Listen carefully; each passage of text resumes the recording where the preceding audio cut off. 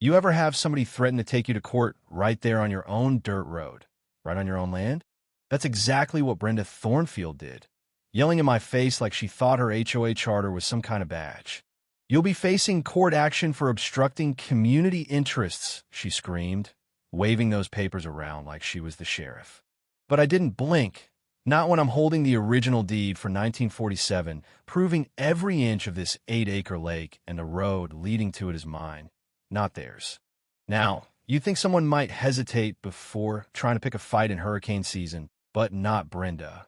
She'd already threatened to put up a 10-foot fence across my entrance to protect community resources, she said, completely ignoring that her neighborhood, 127 homes strong, relied on my road whenever heavy rains flooded their northern route. There was a historic storm brewing out in the Atlantic, and she wanted to trap her whole community behind a fence just to win an argument. Ever wanted to stand up to someone throwing their weight around? Well, you're about to see what happens when you do. That Saturday morning started off like any other. Cicadas, wet grass, hot coffee. Around 7:15, I strolled down to my dock, tackle box in hand, the sky all pink and orange, lake flat as glass. Then I hear tires on gravel. Brenda's silver Mercedes pulls up. She steps out, navy blazer and all, looking like she's headed to a board meeting, not trespassing. "No, good morning. No, mind if I join you?" She just marches right up and starts, "We need to talk about this lake.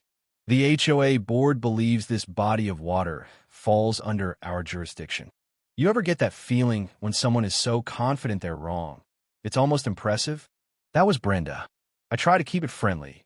Explained I'd owned this land 12 years, that the HOA didn't even exist until 2016. She didn't care. Out comes her folder. Out comes a printed charter. Any water resources that impact property values within our boundaries are subject to community management. Her logic, since my lake affects their home values, she gets a say. I told her, plain and simple, an HOA charter doesn't override a property deed, especially not one from 1947. You can check with the county clerk if you want. She didn't want. Instead, she gives me 48 hours to appear before the board, or we'll pursue legal remedies. Then she's gone, back to her Mercedes, leaving me standing there thinking I'd just gotten served on my own dock. I watched her drive off, gravel spitting behind her. Only later did I realize how important that road was. Every car coming in or out of Riverside Meadows drove through my land, especially when the North Road flooded. But at that moment, all I knew was Brenda was starting a war she couldn't possibly win. I tried to clear my head, walk the lake. That's when I saw them, small orange survey stakes all along the eastern shore. They hadn't been there last week. Crouched down, I saw unfamiliar company names, a date, 3 days ago. Someone had come onto my property and done a survey without permission, trying to make it look like part of my lake was on their common land. The stakes angled outward, real sloppy. Wouldn't hold up in court, but it meant this wasn't a misunderstanding. They were plotting. Back at the cabin, I dug out my lockbox, hands shaking just a bit. The deed, yellowed, brittle, county seal stamped in blue, felt heavier than any document I'd ever held. This was more than proof of ownership. This was my family's history, my roots right there in my hands. I made copies, called up Jake at the county clerk's office to see if any recent permits or survey requests had come in on neighboring land. While I waited for his call back, I turned on the TV for noise. The local meteorologist was talking about a tropical system forming off the African coast. Peak hurricane season. I flashed back to 2011, 14 inches of rain in 12 hours. Riverside Meadows was cut off for 2 days. Only high ground left was my road. Emergency services used my driveway to get families out. Brenda probably didn't remember. She'd only moved in 2018. But I did.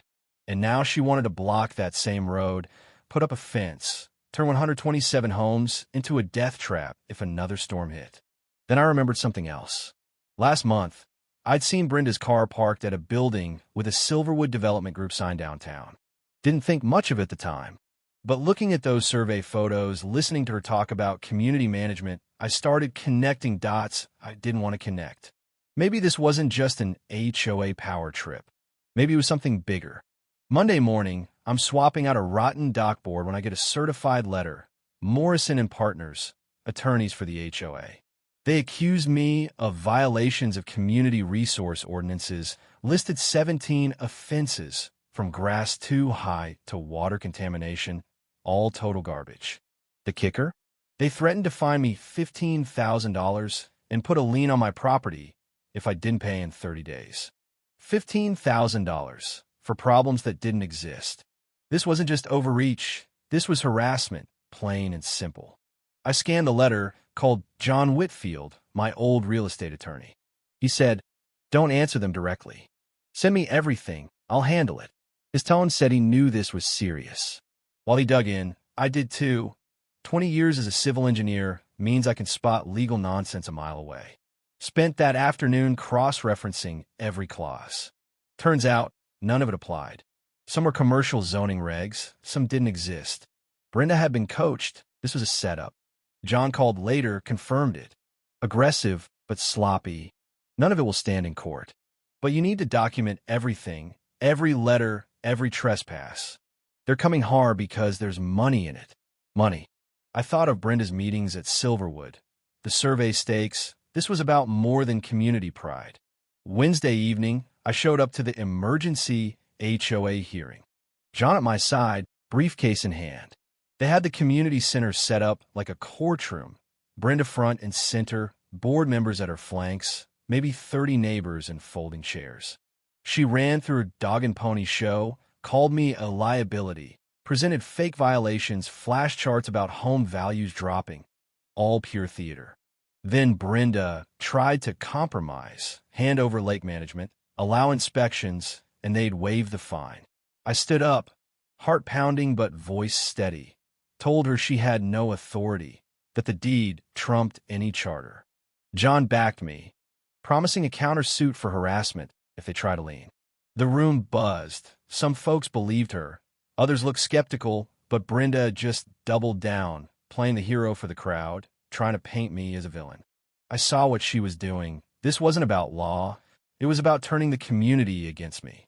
"We'll see you in court," I told her. That's when the real campaign started.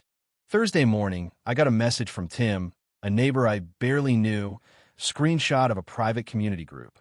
Brenda had posted a photo of my lake, edited to look gross, claiming contamination, stoking panic. 42 comments, people calling me selfish, dangerous. Anyone who questioned Brenda was shouted down. She was turning the neighborhood against me, isolating me, making it so I couldn't even buy hardware without folks giving me the cold shoulder. Friday night, Helen, my neighbor, a retired school teacher, came by with a casserole. She looked nervous. Brenda had pressured her to sign a petition against me, threatening violations if she didn't comply. Helen refused, but said others signed out of fear. That hit hard. Brenda wasn't just harassing me, she was coercing the community. I installed cameras, 6 of them, covering every angle. Started a daily log, tracking every car, every incident. Monday, Jake at the clerk's office calls back. There's a recent survey on my land and the HOAs, filed by a Richmond firm specializing in commercial development. Silverwood's name is on it. That afternoon, I get an anonymous email, an internal HOA correspondence attached. It's a chain between Brenda and Silverwood's acquisitions manager. "We're ready to move forward on the Lakeside Resort proposal, contingent on your ability to secure the parcels." Brenda's reply? "We'll bring pressure to bear through HOA channels, make it untenable for him to continue ownership. 60 to 90 days, he'll be ready to negotiate." Reading those emails, my hand shook. This was never about community safety. It was a full-on conspiracy to force me out for profit. Brenda would get a 12% commission, a 6-figure payday, a new job. The whole campaign, legal threats, fake violations, community pressure, was just a script. Someone inside her circle must have leaked the emails. Maybe they saw how wrong this was. Either way, I finally had proof. John nearly cheered. "We countersue, fraud, conspiracy, harassment. We go after Brenda, Silverwood, the whole lot." Suddenly, I wasn't just defending myself. I was on the attack. That same day, the HOA filed their suit, public nuisance, $50,000 in damages. Too late. We filed ours within 48 hours, attached every email, every fake claim, every piece of evidence. But I kept thinking, why my land? What made this piece so valuable? Thursday, I went to the clerk's office, dug through old boxes with Jake. Found a 1982 emergency management map. Big red line through my property. Primary emergency evacuation path. Only high ground for Riverside Meadows in a 100-year flood. The road Brenda wanted to block wasn't just my driveway. It was the only way out for 127 homes. An old easement agreement from 1983 backed it up. Criminal penalties for obstruction. I sent all of it to John, then warned Brenda in writing. Blocking the road would be a crime. She replied, arrogant as ever. We have alternate routes. Construction will proceed. Sunday, I heard trucks, fence posts, barbed wire, chain link panels. I documented everything, but by sunset there it was, a 10-foot barrier padlocked right across the evacuation route. Hurricane Iris was now a Category 2, tracking straight for us. I emailed Brenda again. No reply. I put my chainsaw on the porch, ready. If that storm hit, I wasn't letting any fence stop people from getting out. Monday, we went to court. Judge Holbrook saw the evidence. Deed, maps, photos, emails, everything. Brenda's lawyer tried to argue, but the judge wasn't having it. Remove the fence in 24 hours or face criminal charges, she ordered. Brenda tried to stall, but the order was clear. By Tuesday, the storm was Category 4, evacuation orders were rolling out, and Brenda hadn't touched the fence. I sent photos to John. He filed for contempt. But there wouldn't be another hearing before landfall. That night, rain hammered the roof, wind howled. Helen called, panicked. The northern route was underwater, cars were stalling, and Brenda's fence was the only thing between her neighbors and safety. If you need to get out, I said, call me. I'll handle it. By dawn, the water was 3 feet higher, power was out, and Helen called again. Families were trapped. I grabbed the chainsaw, drove into the storm. The scene at the fence, cars lined up, people in knee-deep water, a man climbing the barbed wire. I cut through the steel posts, 15-foot gap. First a minivan, then a pickup, then more. Brenda showed up, furious, shouting about HOA property. I just pointed to the sheriff's car and news crew arriving behind her. Live on camera, Sheriff Davis cuffed Brenda for reckless endangerment, obstruction, contempt of court. Families watched, the truth finally out. Who had endangered them? Who had saved them? Brenda was convicted on all counts, 20 months in prison, huge fines.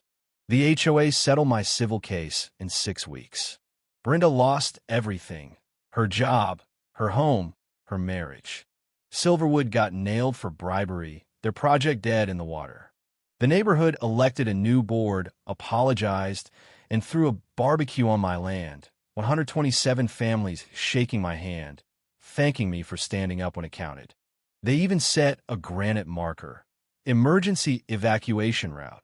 Riverside Meadows, August 15th, 2025, when one man's courage saved 127 lives. My land, my road, my lake, all still mine, now legally protected for the next storm.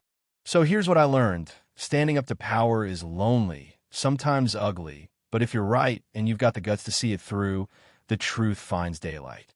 Ever deal with an HOA that went too far? Ever see someone abuse authority for personal gain? Drop a comment and share your story. Or just let me know if you believe in holding people accountable when safety's on the line. Subscribe, share, and remember, sometimes the difficult one is the only one willing to do what's right. Thanks for sticking with me.